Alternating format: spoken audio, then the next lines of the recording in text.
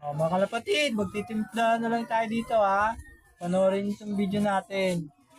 Magantay-antay lang muna tayo ng bibili. Nagbibenta tayo ng milk tea. Yan. Ayan baka gusto nyo bumili. Yan ang tinda natin Yan. Yan.